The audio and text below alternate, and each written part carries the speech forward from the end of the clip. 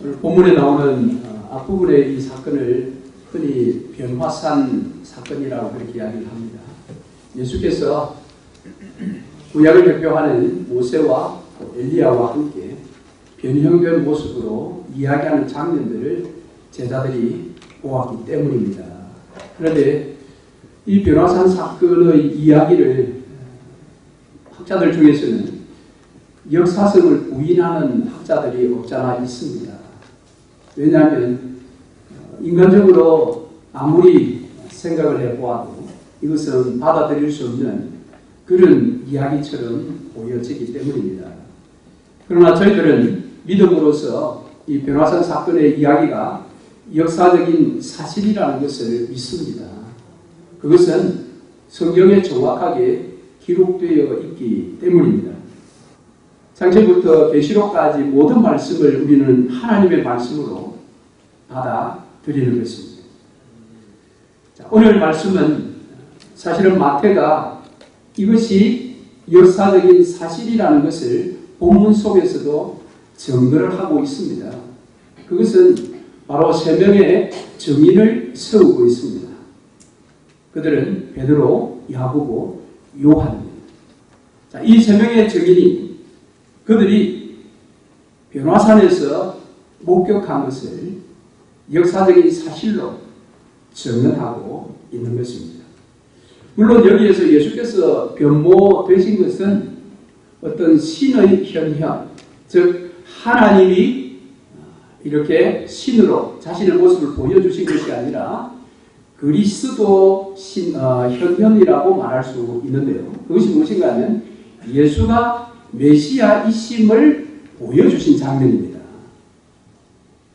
그러니까 하나님, 우리가 믿는 그 하나님께서 지금 이 변화산에 나타나신 것이 아니라 예수께서 그의 그리스도이심을 보여주신 장면이 바로 이 변화산의 이야기다라는 것입니다. 물론 이 제자들이 보게 된 것은 우리 육신적인 어떤 기능을 통하여 본 것이 아닙니다.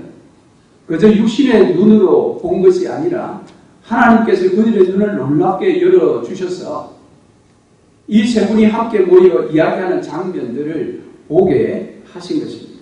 오늘 우리가 읽은 본문의 말씀 3절을 여러분 보시면 그때에 모세와 엘리야가 예수와 더불어 말하는 것이 그들에게 보이거늘 했습니다. 자, 인간의 이 시각의 능력으로는 볼 수 없는 장면을 하나님께서는 지금 보게 하셨다라는 것입니다.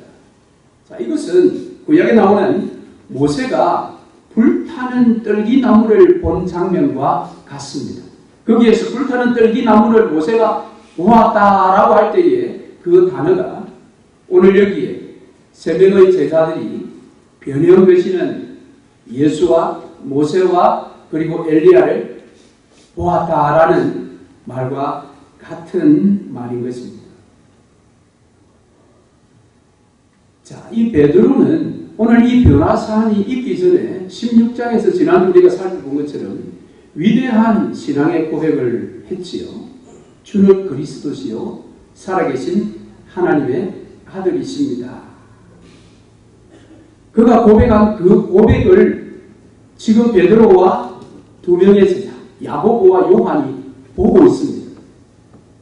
그들이 말한 것이 참 진리라는 것을 그들의 눈으로 지금 보고 있는 순간이 바로 이 변화산 사건이라는 것입니다.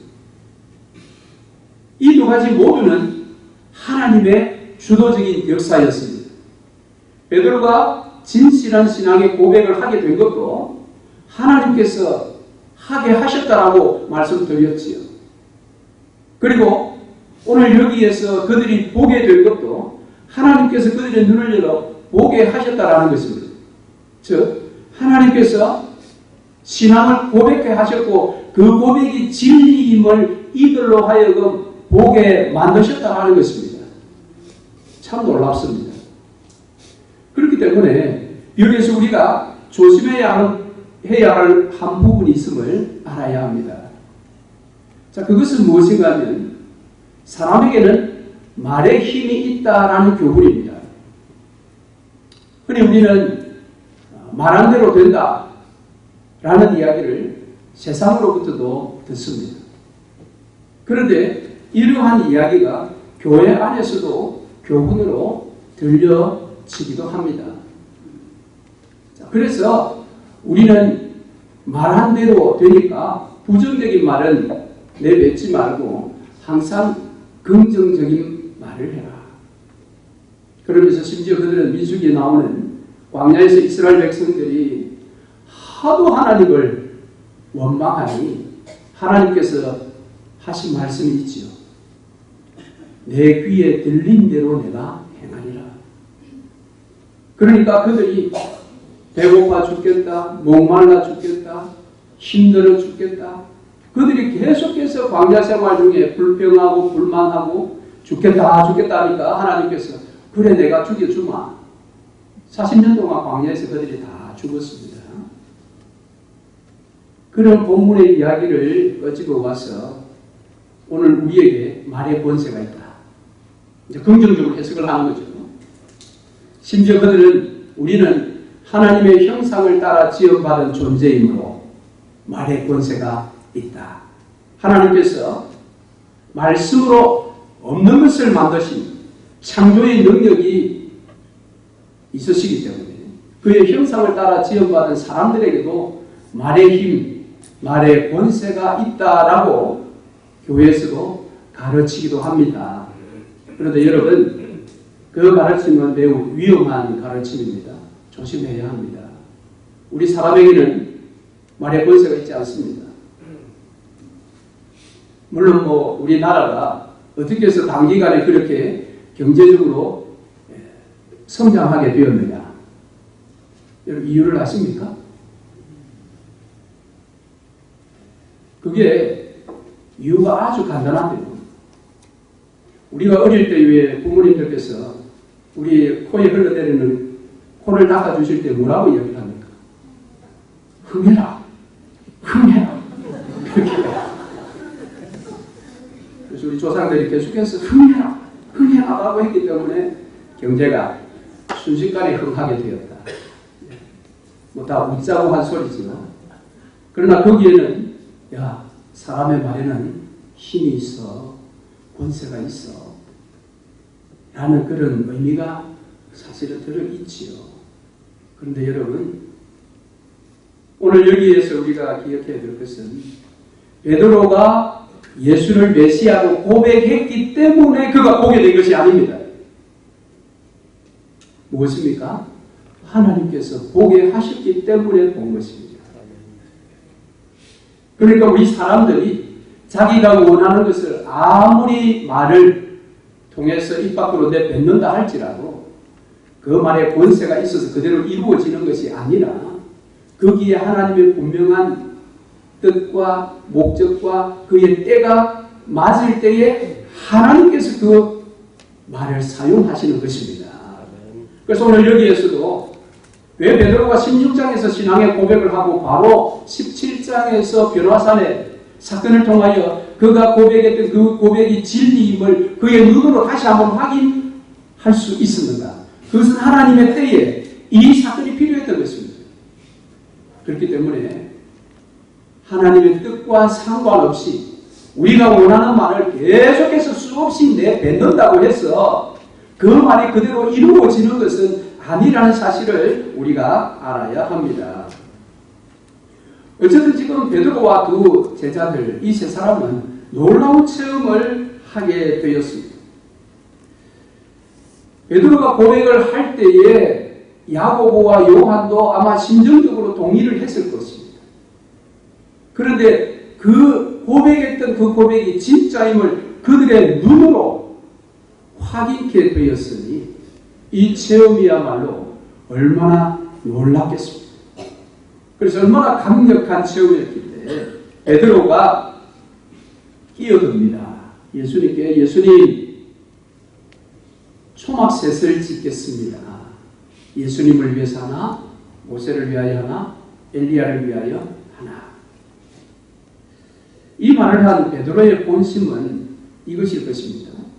자, 16장에서 그가 신앙의 고백을 하고 예수께서 그 신앙의 고백 위에 교회를 세우시겠다고 약속하셨고, 비로소 예수께서 예루살렘에 올라가셔서 서기관 대제사장 그리고 장로들에 의해서 십자가의 죽임을 당할 것이요, 그러나 3일 만에 부활하실 것을 예고하셨지요. 예고하시고 너희들은 자기 십자가를 지고 나를 따라오라고 했습니다. 자, 이 사건 뒤에 지금 변화산 사건이 일어났고, 그 변화산에서 베드로가 사실 여기 머물고 싶다라는 마음의 표현을 드러낸 것입니다. 그것이 무엇입니까? 예수님, 나는 스승이신 예수님, 메시아이신 예수님이 예루살렘에 기어코 올라가셔서 그 십자가를 지시고 고난 가운데 죽으시는 것을 저는 보기가 싫습니다. 저는 그저 여기에서 오늘 예수께서 그리스도로 변모되시는, 변형되시는 그 영광 보는 이 시간을 계속해서 나는 즐기고 싶습니다. 이것만을 누리기를 원합니다. 라는 그것이 베드로의 본심이었습니다. 그런데 바로 이 베드로의 본심의 목소리를 덮어버리는 목소리가 하늘로서 들려왔습니다. 오늘 말씀에 보면 구름 속에서 나는 소리가 있었는데, 5절 말씀에 이는 내 사랑하는 아들이요 내 기뻐하는 자니 너희는 그의 말을 들으라. 여러분, 이 문장을 어디서 본 듯한 문장 아닙니까? 오늘 처음 보십니까? 예. 예수께서 요단강에서 세례 요한에게 세례를 받고 물에서 올라오실 때에 하늘에서 비둘기 같은 성령이 임하셨고, 그리고 성부 하나님의 목소리가 들렸지요. 그때 이 말씀이 나옵니다. 이는 내 사랑하는 아들이요 내 기뻐하는 자라. 여기까지. 오늘 본문은 그 뒤에 너희는 그의 말을 들으라까지 나갔으나 세례 요한의 세례 장면에서는 여기까지입니다. 자, 이는 내 사랑하는 아들이요, 이 말이 무엇입니까? 그가 메시아라는 것입니다. 그가 그리스도라는 것입니다. 그리고 그가 내 기뻐하는 자다라고 할 때 기뻐하는 자다라는 의미는 무엇일까요? 왜 예수는 하나님께 기뻐하는 자가 되셨습니까? 그분은 성부 되신 아버지 하나님의 뜻에 온전히 순종하여 십자가를 지실 분이시기 때문에 그는 성부 하나님께 영원한 기뻐하는 자가 되신 것입니다. 그렇다면 여기에서 내 기뻐하는 자라는 말의 의미는 그는 고난받을 종이다 라는 것입니다. 즉 지금 세례를 받고 물에서 올라오시는 그 예수는 너희를 위하여 고난을 받는 종일 뿐만 아니라 그 고난을 통하여 너희를 구원할 메시아이시다라는 것이 세례를 받으실 때에 하나님께서 공언하신 그런 말씀이셨습니다. 그런데 그 말씀을 오늘 예수께서 지금 변형되신 변화산 사건 가운데 하나님께서 또 한 번 들려주신 것입니다. 똑같이 내 사랑하는 아들이요 내 기뻐하는 자니. 그런데 오늘 본문에서는 한 문장을 덧붙여 주고 있습니다. 그것이 무엇이라고요? 너희는 그의 말을 들어라 그랬습니다. 자, 여기 그러면 그의 말을 들으라라는 말의 의미와 이 의도가 무엇인가? 여러분, 이 말은 신명기 18장 15절에서도 나오는 말인데요. 거기 보면 모세가 이런 이야기를 합니다. 내 하나님 여호와께서 너희 중 내 형제 중에서 나와 같은 선지자 하나를, 나라는 말은 지금 모세를 이야기합니다. 자신이 이야기하는 겁니다. 너를 위하여 일으키시리니 너희는 그를 들을지니라 그랬습니다. 모세가 이미 메시아가 이 땅에 오실 것을 바라보며 너희는 그의 말을 들으라 그렇게 말씀을 하셨습니다. 자, 바로 그 말씀을 연상시키듯 하나님께서는 너희는 그의 말을 들어라. 이제 여기에 너희 말을 들으라 할 때 그 말이 무엇인가? 라는 것을 생각해 볼 수 있겠지요, 먼저는. 그러면 가장 앞선 것은 16장의 이야기입니다. 베드로 신앙 고백 이후에 예수께서 말씀하셨던 십자가와 또 부활에 대한 이야기. 그 뒤에 자기 십자가를 지고 나를 따르라. 그러면 너희 말을 들으라고 할 때는 가장 앞선 말은 자기 십자가를 지고 따라라 이 말이죠. 그런데 이것을 미래로 보면 앞으로 이 예수가 말씀하시는 모든 것을 너희가 들어라. 그렇게도 볼 수 있겠죠. 더 근원적으로 과거에 더 근원적으로 보면 예수께서 공생의 사역 시작하시고 나서부터 지금까지 가르치셨던 모든 교훈, 그 교훈을 너희가 들어라. 뭐 이렇게도 볼 수가 있습니다. 어떻게 해석하시든지 그 내용은 무엇인가는 다 의미가 있습니다. 근원적인 처음부터 가르친 것, 아니면 바로 앞에 가르쳤던 것, 아니면 앞으로 가르칠 것, 다 포함된다라는 것입니다. 다만 이 의도가 무엇인가라는 것이죠.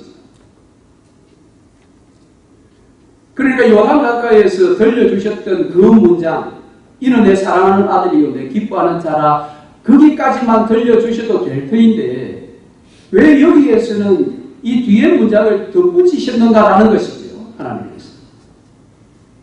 의도가 무엇이겠습니까? 하나님께서 원하시는 의도. 이 의도는 매우 중요합니다. 그것은 무엇인가 하면 너희가 환상이 아니라 말씀을 주목하는 것입니다. 무엇입니까? 지금 베드로와 야고보와 요한의 가슴은 지금 막 터질 듯 할 것입니다. 왜요? 예수가 그리스도라는 사실을 입으로 고백했는데 진짜 그것을 자기들의 눈으로 확인하게 된 거예요. 이건 육체의 눈으로 볼 수 없는 놀라운 장면이었기 때문에 그것을 환상이라는 단어로도 사용할 수가 있습니다. 그것을 보고 그들의 마음이 지금 멍멍하면서 주체할 수 없는 그런 상황에 있는 그들에게 하나님께서 쉽게 이야기하면 정신 차리고 예수의 말에 주목하라라는 것입니다. 그러니까 무엇인가 하면 너희들이 본 것이, 지금 본 것이 예수의 가르침에 순종하도록 하지 않는다면 너희들이 본 것은 헛것이라는 것입니다. 오늘날 사람들은 예수를 믿으면서도 말씀보다는 어떤 환상을 자꾸 보기를 원합니다. 특히나 좀 기도의 은사들을 가지고 있다는 분들은 더더욱 그렇습니다. 뭔가 기도를 하면서 그 보통 사람들이 경험할 수 없는 그런 어떤 경험들을 자꾸 하려고 합니다. 여러분 왜 그럴까요? 그것은 그분들이 그런 경험을 하기 때문입니다. 아니 목사님 그런 경험을 하는데 왜 자꾸 원해요? 그게 사람입니다. 무엇입니까? 내가 감정적으로 어떤 경험을 한번 하면 그 경험을 또 하고 싶어요. 그런데 또 하고 싶은데 이전에 내가 경험했던 것보다 더 큰 경험하기를 원합니다. 그게 사람의 본능입니다. 본능. 그래서 말씀의 기초가 없는 어떤 환상의 경험을 한 자들이 더 큰 환상을 보기를 원하고 더 큰 경험을 하기를 애를 씁니다. 그것은 꼭 마약의 그런 효능과도 같습니다. 매우 우리가 조심해야 합니다. 우리가 적어도 예수의 이름 안에서 무엇인가를 경험했다면 그 경험은 반드시 우리에게 주어진 이 하나님의 말씀에 대하여 더더욱 순종할 수 있도록 만들어 주어야 합니다. 그것이야말로 하나님으로부터 온 환상이라고 말씀드릴 수가 있습니다. 내가 환상을 경험하고도 하나님의 말씀보다 환상을 더 중요시 여기고 더 큰 환상을 쫓고 사람들에게 자신의 말씀의 어떤 은혜를 나누는 것이 아니라 자신이 경험한 환상을 자꾸 이야기한다면 그런 사람들은 지극히 조심해야 될 사람들입니다. 우리 마음, 우리의 감정, 여러분 믿을 수 있습니까? 우리 사람의 마음은 믿을 것이 못 됩니다. 죄송하지만. 오늘 좋다가도 내일 원수되는 그것이 우리 사람의 마음입니다. 그래서 여러분, 사단이 믿는 자들을 공격할 때 항상 그 마음을 통하여 공격합니다. 그 마음을 터치합니다. 악한 마음. 어떻게 해요? 가장 흔하게 공격하는 방법이 있습니다. 그것은 섭섭증입니다. 섭섭증. 여러분 마음에 섭섭한 마음이 드십니까? 교회에 대하여 섭섭하고, 목사에 대하여 섭섭하고, 장로에 대하여 섭섭하고, 권사에 대해서 섭섭하십니까? 조심하십시오. 어디로부터 오는 섭섭함인지를 여러분 확인하십시오. 오늘 여기에서 하나님께서 이 위대한 두 가지의 선언 뒤에 너희는 그의 말을 들으라라는 것을 변화산 체험 직후에 그들에게 준 거예요. 더구나 베드로가 그 환상 체험 가운데 머물기를 원했잖아요. 초막셋을 짓고 여기에서 내가 살고 싶습니다라는 그 환상 가운데 머물고 싶다라는 베드로의 본심이 드러났을 때 하나님은 적극적으로 환상이 아니라 그의 말을 들으라라는 것입니다. 말을 들으라. 오늘 여러분 그렇다고 해서 예수 안에서의 환상 그 자체를 부인하는 것은 아닙니다. 그것도 필요합니다, 여러분. 예수 믿으면서 기도 생활을 하면서 예수 안에서의 어떤 놀라운 경험, 꼭 환상이라고 말할 수는 없으나 세상에서 얻을 수 있는 그런 어떤 경험을 하지 못했다면 예수 믿는 맛이 무엇인지 여러분 아직 모르는 것입니다. 그러니까 이 경험도 반드시 필요합니다. 그러나 그 경험은 우리로 하여금 말씀 앞에 더 달려가게 만들어야 하고 그 경험은 이 말씀 앞에 100% 순종하도록 만들어 주어야 합니다. 하나님은 그렇게 하도록 위해서 우리에게 예수 안에서의 그런 환상과 경험들을 하게 하시는 것입니다.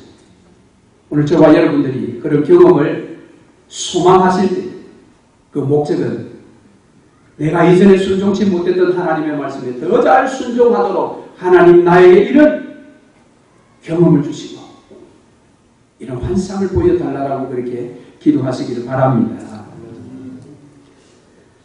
자, 그런데 오늘 베드로는 그 환상에 머물러 있기를 원했습니다. 그러나 하나님은 이 세 사람이 그 다음 단계로 나아가기를 원하셨습니다. 자, 이 세 사람이 이후에 또 예수님과 한 장소에 가게 됩니다. 그 장소가 어디입니까? 지금 변화산에서 베드로, 야고보, 요한이 예수과 함께 했습니다. 이후에 또 한 번 예수와 함께 이 세 사람이 한 곳에 갑니다. 어느 곳에 갔죠?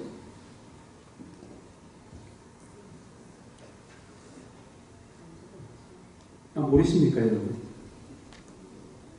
겟세마네 동산에 함께 가셨죠. 거기에서 그들은 무엇을 보았습니까? 고난의 종 예수를 보았습니다. 십자가를 앞에 놓고 죽음이라는 것을 앞에 놓고 처절하게 기도하는 고난의 종 예수를 보았습니다. 얼마나 간절히 기도했다면 그의 땀방울이 땅에 떨어질 때에 피 같은 끈끈한 진액으로 바뀔 만큼 그는 하나님 앞에 처절히 기도하신 모습을 이들이 목격했습니다. 그러니까 하나님께서 이 세 제자들에게 원하셨던 것은 메시아로서의 그런 영광뿐만 아니라 고난의 종으로서의 그 처절한 고난의 모습도 그들이 직접 보기를 원하셨던 것입니다. 이 두 가지가 하나가 될 때에 그들에게 진정한 믿음의 세계가 열리게 되는 것입니다. 그 이야기를 오늘 우리는 본문 뒷부분에서 볼 수가 있습니다. 자, 이 영광스러운 메시아 예수의 모습을 보고 이제 산 아래로 내려오게 됩니다. 내려오면서 구약의 마지막 책 말라기에서 예언했던 세상의 끝날에 엘리야가 먼저 온다고 했던 이야기를 나누게 되면서 그 마지막에 온다고 하는 엘리야가 세례 요한이라고 예수께서 해석해 주셨습니다. 그 가르침이 있은 후에 곧바로 귀신이 들려서 간질로 고생하는 이 아이의 아버지를 만나게 됩니다. 이 아버지가 예수께 와서 원망하듯이 이야기합니다. 우리 아이가 간질로 고생하는 중에 당신의 제자들에게 데려갔음에도 불구하고 당신의 제자들이 고치지 못했다. 여러분, 베드로는 지금 방금 놀라운 영광을 보았습니다. 그래서 그런 영광 가운데서만 늘 머물기를 원했었는데 실제 산 아래에 내려와 보니 거기는 다른 세상이더라는 무엇입니까? 마귀가 그의 사역 또 그의 역할을 가장 잘 수행할 수 있는 세상이 그곳에 있었습니다. 하나님의 주권에 배반하였던 마귀가 그의 역할을 감당할 수 있는 최적의 장소가 그 산 아래 땅이었습니다. 그리고 실제 간질로 고생하는 그 아이는 오늘 우리가 읽은 본문의 말씀에 보시면 귀신이 들려 간질로 고생하고 있다고 예수께서 말씀하십니다. 그래서 귀신을 쫓아내니 간질병이 나았다라고 되어 있습니다. 그럼에도 불구하고 이 제자들이 고치지 못했다라는 이야기를 들으신 예수께서 이제 17절에 그렇게 이야기하십니다. 내가 얼마나 너희와 함께 있으며 얼마나 너희를 참으리요. 이 질문은 광야 생활하던 이스라엘 백성들에게도 하나님께서 동일하게 질문하셨던 질문입니다. 민수기 14장 27절에 보니까 나를 원망하는 이 악한 회중을 내가 어느 때까지 참으랴. 비록 광야였지만 하나님께서는 낮에는 구름 기둥으로 밤에는 불 기둥으로 그들을 만나와 메추라기로 먹이시고 입히시고 심지어는 이 옷도 40년 동안 헤어지지 않도록 초자연적인 능력을 통하여 그들을 보호하시고 지키시고 이끄셨지만 그들은 사사건건 불평하고 불만족했습니다. 그래서 하나님께서 모세에게 이렇게 이야기했죠. 나를 원망하는 이 악한 회중을 내가 어느 때까지 참으랴. 내가 어느 때까지 참으면 되겠느냐. 예수님과 동시대를 살아가는 이 사람들도 영적으로 동일한 상태에 있었습니다. 그래서 예수께서 지금 말씀하시는 것입니다. 믿음이 없고 패역한 세대여, 내가 얼마나 너희와 함께 있으며 얼마나 너희를 참으리요. 여러분, 재미있는 것은 이 귀신 들려 간질로 고생하는 이 아이의 이야기가 마가복음에도 기록되어 있습니다. 그런데 마가는 이 아이의 이야기를 쭉 풀어가면서 그 핵심 포인트를 기도로 잡고 있습니다. 왜냐하면 예수께서 이 아이의 귀신을 쫓아내어서 간질병을 고쳐주셨죠. 그리고 이들이 떠난 다음에 제자들이 예수께 묻습니다. 예수님, 왜 우리는 안 됐습니까? 그때 예수께서 마가복음 9장에 보면 기도 외에는 이런 이유가 나갈 수가 없다 그랬습니다.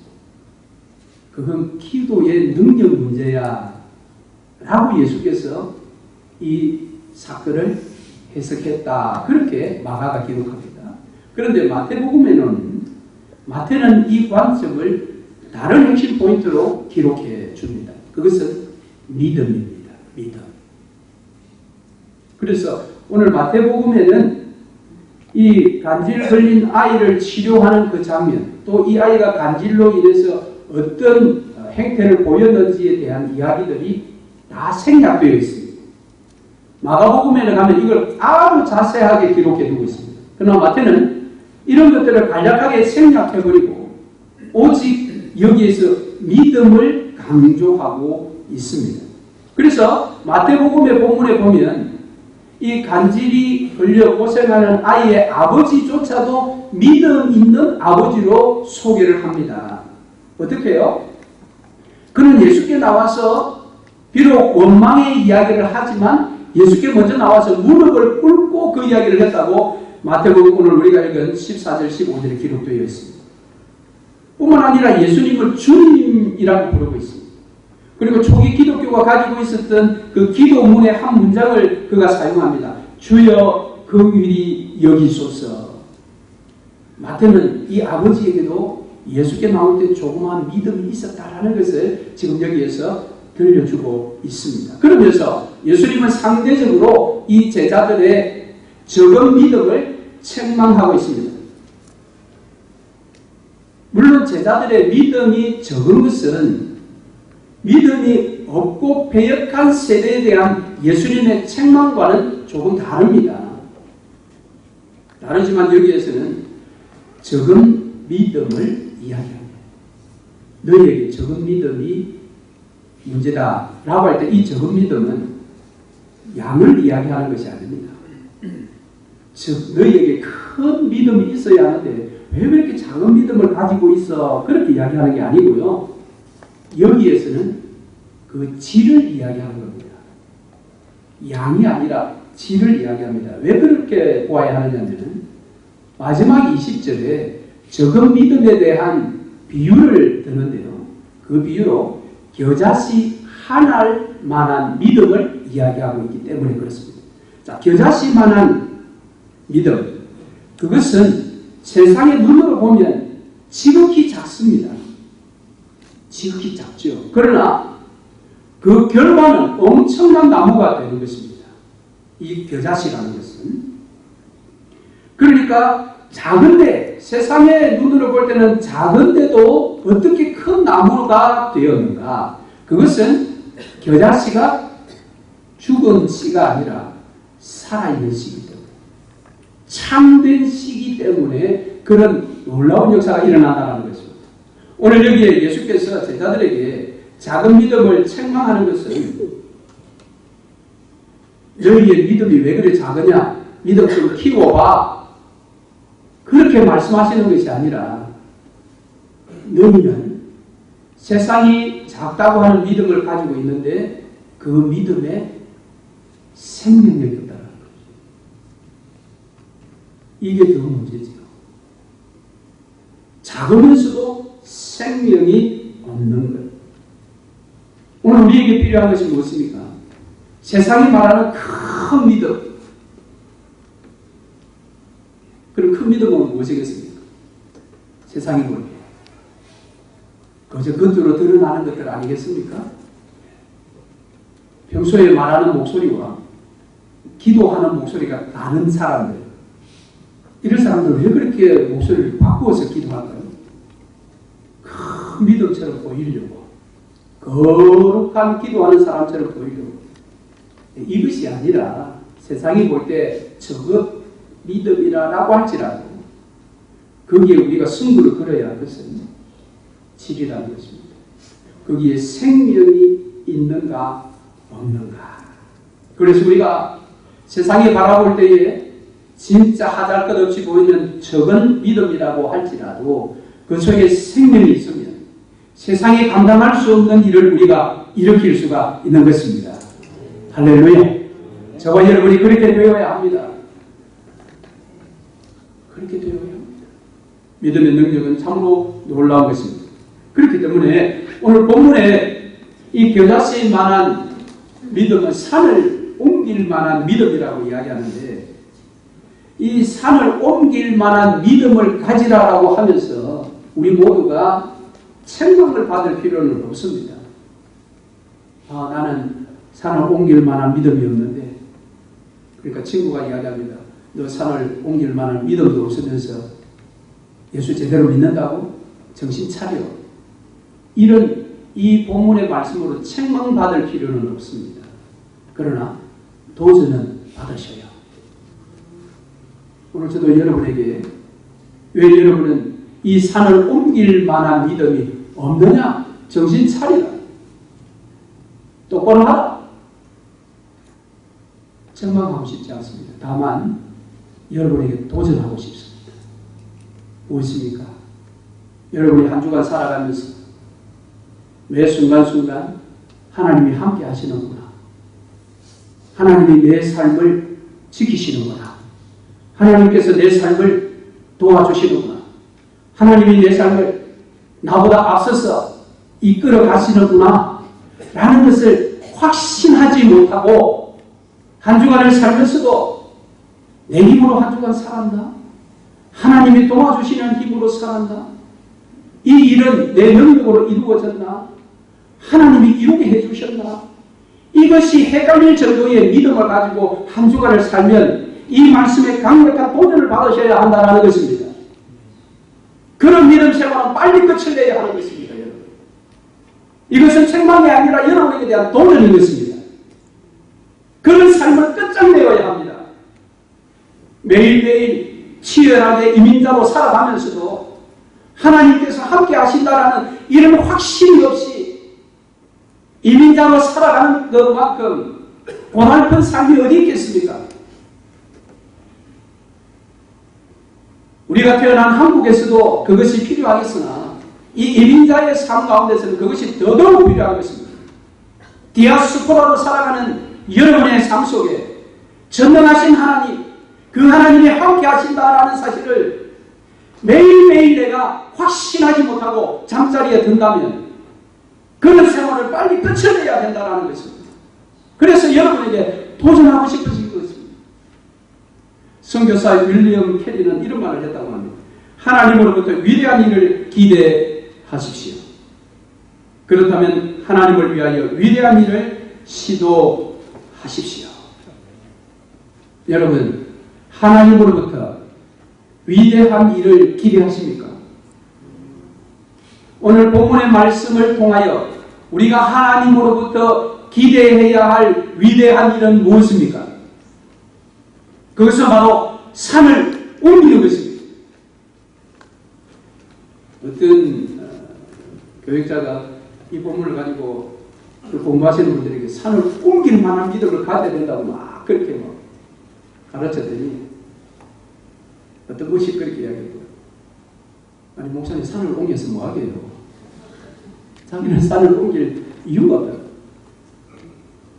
그렇게 묻지 마시고 우리의 삶에 산을 옮긴다라는 것은 각자의 삶에 다 다른 일들일 것입니다. 그러나 적어도 그 산을 옮길 만한 믿음을 우리에게 주기를 예수께서 원하신다면 그것이 하나님으로부터 오늘날 저와 여러분이 기대해야 할 하나님 일 아니겠습니까? 그걸 기대하셔야 돼요. 기대하지 않는데 어떻게 그런 일들이 일어나겠습니까? 기대하지 않는데 일어난 일은 여러분이 다 재수로 생각할 것입니다. 아, 재수가 좋았어요. 그렇게 됐다. 그러나 그러한 일을 기대하는 사람은 반드시 하나님을 위하여 위대한 일을 시도해야 합니다. 기대하는 자만이 시도할 수가 있습니다. 그 시도는 나를 위하여서가 아니라 윌리엄 캐리가 말하기를 하나님을 위하여 시도하라. 하나님을 위하여, 하나님의 영광을 위하여 그것을 시도하라. 여러분, 하나님을 위하여 지난 한 주간 여러분이 시도하신 일은 무엇입니까 도대체? 여러분은 하나님께서 주신 월요일부터 토요일까지의 그 6일의 삶에 하나님을 위하여 무슨 위대한 일을 시도하시다가 오셨나요? 뭐 이 정도 일을 한번 시도해 보다가 오셔야 하나님께 할 말이 있지 않겠습니까? 이런 일을 시도하지 않고 자기를 위하여 정신없이 살다가 주일날 왔으니 예배 시간에 무엇을 기대할 수가 있겠습니까? 그 하나님께 무슨 말을 할 말이 있겠습니까? 여러분, 하나님을 위하여 위대한 일을 시도하는 것은 하나님 중심, 말씀 중심, 교회 중심으로 여러분의 삶을 재조정해 보는 것입니다. 여러분 그렇게 해보십시오. 그렇게 해보십시오. 모든 것을 하나님 중심, 말씀 중심, 교회 중심으로 여러분의 삶의 모든 것을 재조정해 보십시오. 하나님께서 여러분이 기대하시는 바를 반드시 여러분의 삶 속에 일으켜 주실 것입니다. 그분이 우리 아버지시요, 그분이 전능하신 하나님이십니다.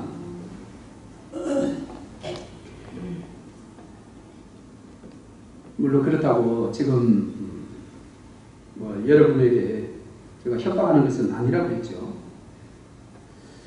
왜냐하면 우리가 이 산을 옮길 만한 믿음이 있다 할지라도, 또 그렇게 옮겼다 할지라도 거기에 하나님의 뜻이 들어있지 않다면 이것은 매우 위험한 것입니다. 마태는 이 사실을 너무 잘 알고 있는 사람입니다. 그래서 마태복음 7장에 무엇이라고 이야기합니까? 산을 옮길 만한 일을 했던 자들을 향해서 뭐라고 이야기했습니까? 주여 주여 하는 자마다 다 천국에 못 들어간다라고 했습니다. 그것이 무엇입니까? 네가 산을 옮겼다고? 실제 7장에 보면 그렇잖아요.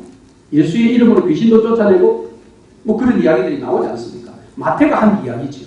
그 이야기가. 그런데 거기에 하나님의 뜻이 빠진다면 그것은 헛것이라는 것입니다. 사도 바울 역시 고린도전서 13장 2절에서 우리를 이렇게 일깨워줍니다. 또 산을 옮길 만한 모든 믿음이 있을지라도 사랑이 없으면 내가 아무것도 아니요. 이적이 아니라 윤리적인 진정한 신앙을 지금 여기에서 이야기하고 있습니다. 저와 여러분은 산을 옮길 만한 믿음을 소망하고 그것을 시도해야 합니다. 그럴 때 하나님으로부터 우리가 기대하기를 우리가 얻게 될 것입니다. 다만 그 산을 옮길 만한 시도를 할 때에 그 한가운데 언제나 하나님의 사랑이 있어야 된다는 것입니다. 즉 하나님의 뜻이 있어야 한다는 것입니다. 성도 여러분, 이번 한 주간도 바로 예수 사랑 가슴에 품고 세상에 나가서 하나님을 위하여 위대한 일을 시도하시기 바랍니다. 그리고 하나님으로부터 위대한 일을 기대하십시오. 주께서 함께 하실 것입니다. 아멘.